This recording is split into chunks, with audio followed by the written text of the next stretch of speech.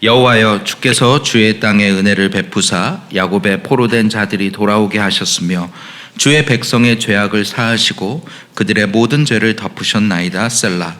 주의 모든 분노를 거두시며 주의 진노를 돌이키셨나이다. 우리 구원의 하나님이여, 우리를 돌이키시고 우리에게 향하신 주의 분노를 거두소서. 주께서 우리에게 영원히 노하시며 대대에 진노하시겠나이까?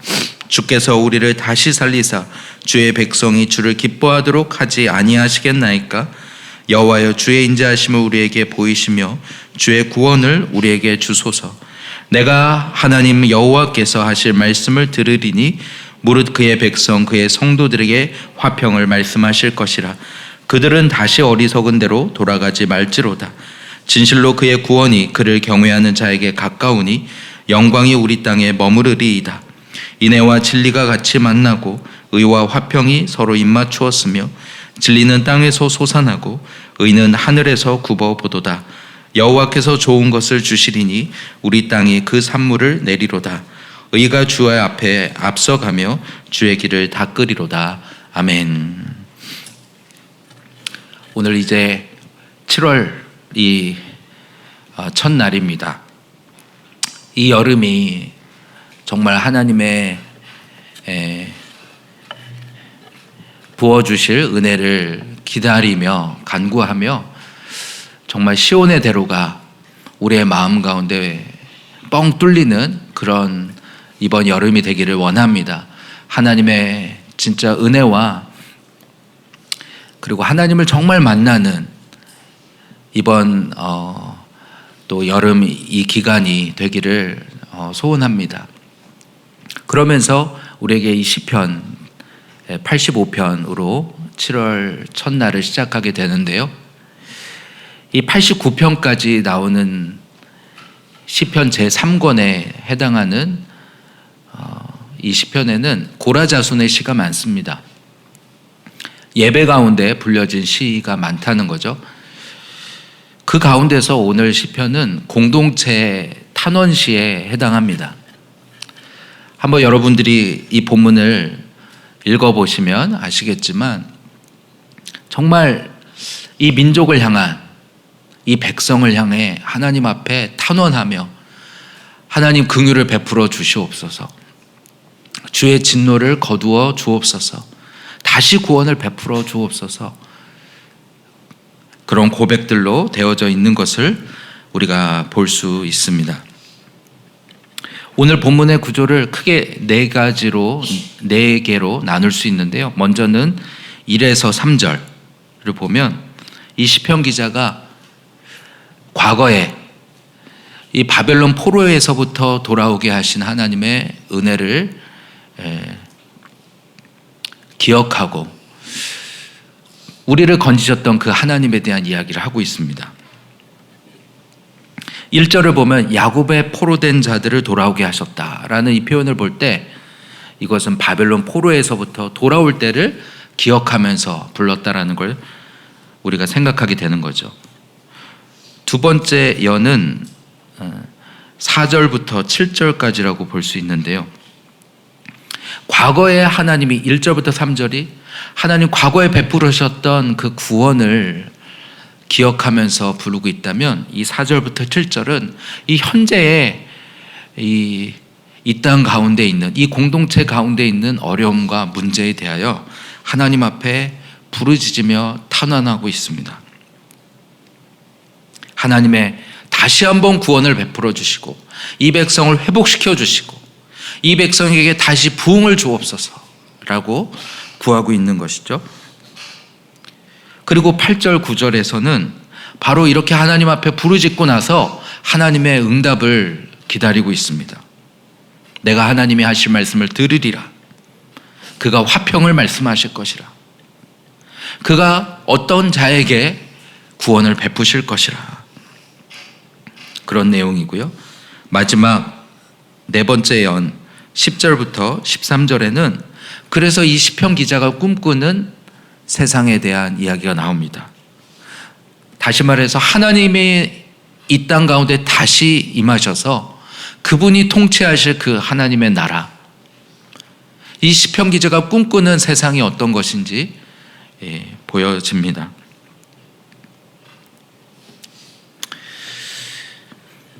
하나님은 어떤 분이신가요? 오늘 본문 1절부터 같이 보면 여호와여 주께서 주의 땅에 은혜를 베푸사 야곱의 포로된 자들이 돌아오게 하셨으며 라고 말합니다. 시편 기자는 먼저 주의 땅에 은혜를 베푸셨다고 말합니다. 오늘 내가 있는 바로 이 땅이 주님의 땅이라고 고백하는 것입니다. 오늘 이 땅의 주권자가 하나님입니다 라고 고백하는 것은 오늘 나의 주권자가 하나님입니다 라고 고백하는 것과 같습니다. 하나님이 오늘 우리의 주권자이십니다. 이 백성의 주권자이십니다. 주께서 어떤 놀라운 구원과 은혜로 이 백성을 구원하셨는지를 그는 말하면서 야곱의 포로된 자들이 돌아오게 하셨다라고 말합니다. 야곱은 이스라엘의 원래 이름이죠. 야곱을 생각하면 어떻습니까? 그는 하나님으로부터 택함을 받았음에도 그 약속을 믿지 못해서 자기 방법대로 행하다가 형을 속이고 라반의 집으로 피신해서 거의 20년을 방황하고 고생하며 살게 되죠. 한마디로 죄로 인해서 방황하는 우리의 민낯을 표현할 때 야곱이라고 많이 표현을 성경은 하는 것이죠. 야곱의 포로된 자들, 그러니까 죄로 말미암아 저 바벨론 이 세상의 포로가 되고 죄와 사단의 포로가 될 수밖에 없었던 오늘 우리의 상태를 말하는 것입니다. 바로 그 자리에서 구원하셨던 하나님을 기억하는 것입니다. 하나님이 어떤 자리에서 나를 구원하셨는가? 저 애굽에, 저 바벨론에, 저 세상에 종되어서 질질 끌려다니며 아무 생각도 할 수 없고 하나님에 대한 어떠한 것도 생각할 수 없었던 자리에서 건지셔서 구원하실 뿐 아니라 2절 3절을 보니까 뭐라고 말씀합니까? 주의 백성의 죄악을 사하시고 우리의 죄를 용서하실 뿐 아니라 우리의 모든 죄를 덮으셨다고 말씀합니다. 모든 분노를 거두시며 주의 진노를 돌이키셨나이다. 오늘 우리의 죄를 완전히 덮으시고 아예 없는 것처럼 용서하시는 분이 하나님이라고 말씀하는 것입니다. 여러분 정말 우리 하나님이 이러한 분이라고 여러분 믿으십니까? 우리의 죄악, 과거의 어떤 실패와 어떤 방황과 그 모든 것조차도 예수 그리스도 안에서 그 모든 것을 씻으시고 새롭게 하시는 분이라고 오늘 본문은 말씀하는 것입니다. 오늘 그 하나님의 구원과 그 은혜와 그 자비를 경험한 이 시편 기자는 다시 한번 현재의 고난 앞에서 하나님 앞에 부르짖고 있습니다. 과거에 그렇게 하나님이 역사하셨는데 오늘 현재를 보니까 다시 죄 가운데 어둠 가운데 빠져 있는 이 백성들을 보게 되는 것입니다. 우리 자신을 보게 되는 것이죠. 4절에 그래서 말합니다. 우리 구원의 하나님이여 우리를 돌이키시고 우리에게 향하신 주의 분노를 거두소서. 참 희한하죠. 죄악을 사하시고 아예 기억도 하지 않을 만큼 주의 진노를 돌이키셨는데 오늘 현재에는 또 하나님의 진노가 우리의 가까이에 있는 것으로 인식하는 것입니다. 이럴 때 보면 그래서 우리가 하나님을 두려워하고 하나님이 과연 우리의 죄를 사하셨는가 의심하게도 되는 것 같습니다. 그분이 우리를 향해서 진노를 거두셨으면 다시는 그런 게 없어야 될 것 같은데 근데 실제 우리의 삶에서는 그렇죠. 왜냐하면 우리가 죄에 빠지기 때문에 우리가 어둠에 들어가기 때문에 오늘 시편 기자는 우리에게 향하신 주의 분노를 거두어 달라고 다시 요청합니다.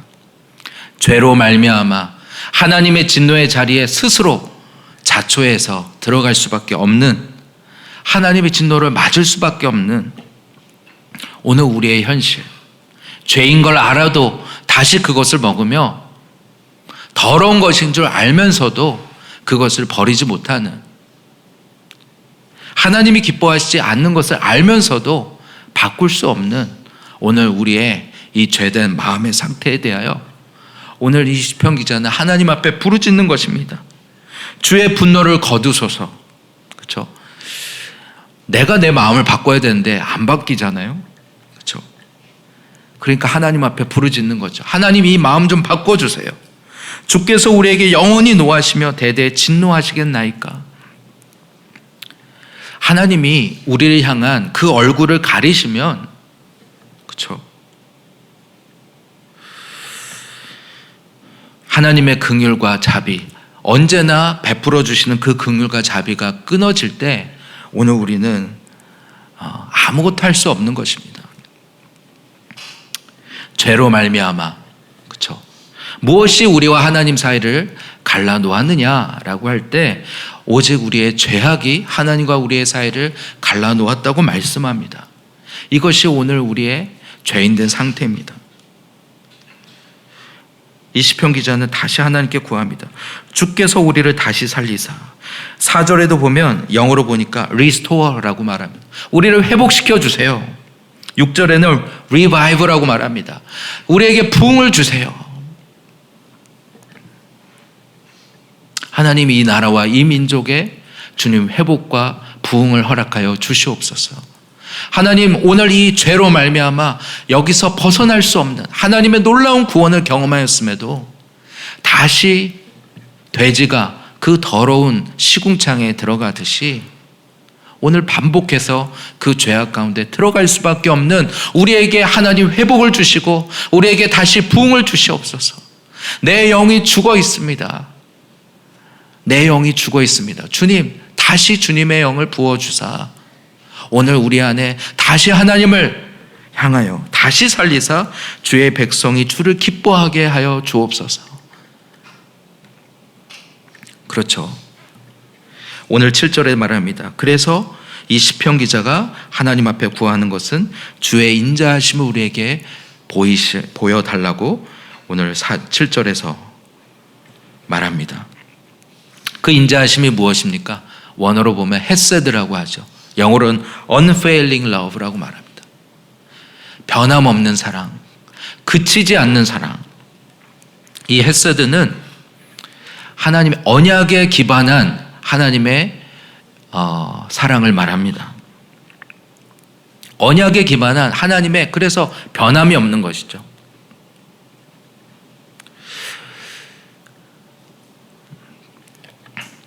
하나님, 오늘 이 헤세드가 내 삶에 필요합니다. 하나님의 변함없는 사랑이 오늘 내 삶에 필요합니다. 그렇지 않으면 여기서부터는 벗어날 길이 없습니다. 오늘 이 시편 기자가 하나님 앞에 부르짖으며 절규하는 것은 스스로 이 자리에서 나올 힘이 없고 스스로 이 자리에서 이겨낼 힘이 없는 오늘 나의 상태에 대하여 하나님의 헤세드를 붙잡으며 주님, 나를 여기서부터 건지어 주시옵소서 부르짖고 구하는 것입니다. 오늘 이 나라와 이 민족의 상태를 볼 때 어떻습니까? 하나님께서 어떻게 140년 전에 이 나라와 민족을 전혀 불가능하고 완전히 황폐했던 이 땅 가운데서 황무지와 같던 이 땅 가운데 복음의 씨를 심으시고 선교사들과 순교자들의 피 위에 한국교회를 오늘 이 자리까지 오게 하셨는데, 우리가 부흥을 얘기하고 그리고 회복을 이야기하지만 하나님, 우리의 힘으로 할 수 없습니다. 주님, 우리 가운데 다시 하나님의 헤세드를 베풀어 주시옵소서. 그렇게 우리가 구하고 부르짖게 되지 않습니까? 근데 비단 공동체만 아니라 이 나라와 민족만 아니라 우리 자신을 보아도 그렇습니다. 왜 다시 반복해서 그 죄악에 빠지게 될까? 왜 반복해서 또 같은 자리에 가게 될까?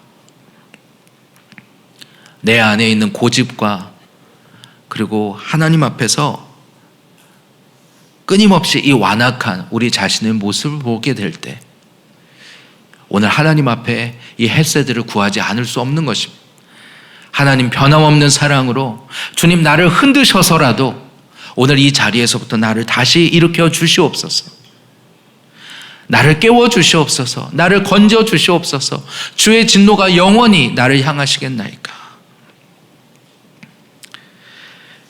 그러자 오늘 8절 9절에 그렇게 기도하고 나서 오늘 이 시편 기자가 뭐라고 말합니까? 내가 하나님 여호와께서 하신 말씀을 들으리니. 오늘 하나님께 부르짖고는 이제 하나님의 하실 말씀을 기다리는 것입니다.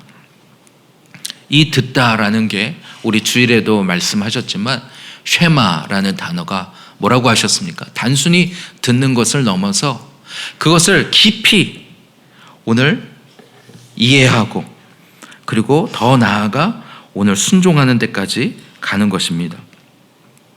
한마디로 하나님의 응답을 기다리고 내가 듣겠습니다. 경청하겠습니다.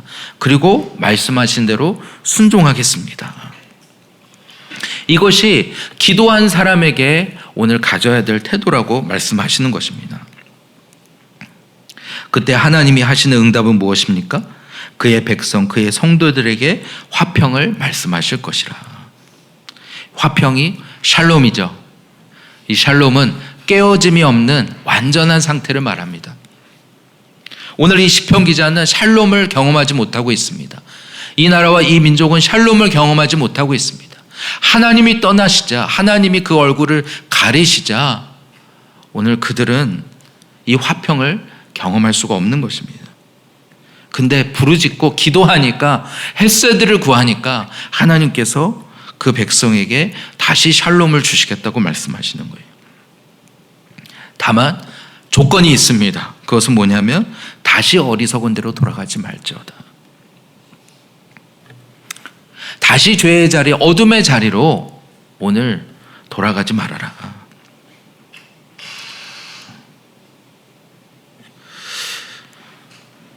그러면서 진실로 그의 구원이 그를 경외하는 자에게 가까우니라고 말합니다. 누구에게 구원이 임하는가? 라고 하니까 하나님을 경외하는 자에게, 하나님의 주권을 인정하고 그분 앞에서 자신을 겸손히 낮추는 사람에게 오늘 영광이 우리 땅에 머무리리다. 영광이 땅에 임한다는 건 하나님의 임재를 말합니다. 하나님이 우리 가운데 다시 임하시는 걸 말합니다. 다시 하나님의 얼굴빛을 우리 가운데 비추시는 것입니다. 어떤 자에게? 하나님을 경외함으로 하나님의 주권과 하나님의 왕되심을 인정하고 그분 앞에 겸손히 자기를 낮추는 자에게.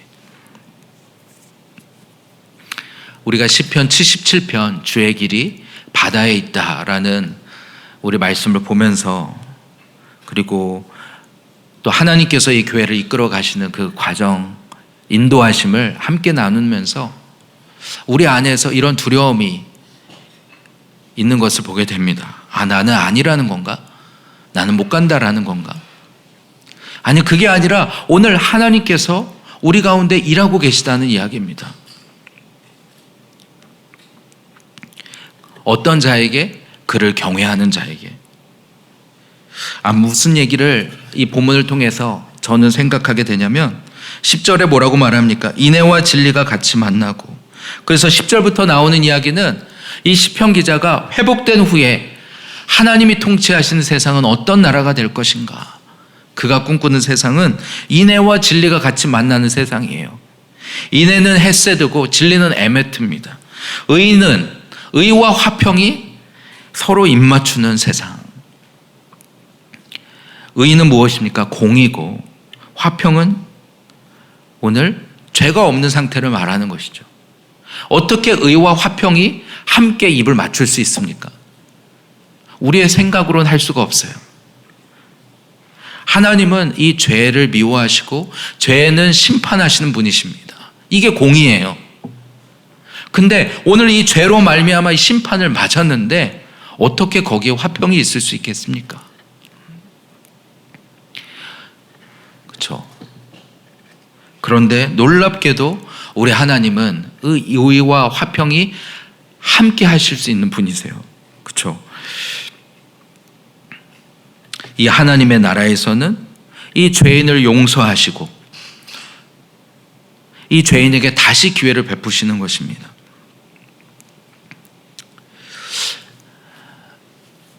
무슨 말인 거냐 하면 우리는 다른 사람이 나에게 해코지를 하고 오랫동안 나를 괴롭히고 하는 대상에 대해서 우리가 용서하고 그리고 그 사람을 완전히 받아들일 수 있습니까? 우리는 그럴 수가 없죠. 우리는 그런 감정이 거기서부터 회복되고 치유되는데 참 오랜 시간이 걸리는 걸 봅니다. 근데 하나님은 그렇지 않다는 거예요. 하나님은 오늘 우리를 향하여 우리의 죄악과 우리의 안에 있는 하나님을 대적하는 그 마음을 향하여 공의의 심판을 내리시고 징계하시고 오늘 우리에게 징계하시는 분이시지만 그러나 우리가 회개하고 하나님 앞에 엎드릴 때 우리에게 화평을 선언하시고 우리에게 다시 자비를 베푸시고 다시 하나님의 인애와 긍휼을 베푸시는 분이라는 것입니다.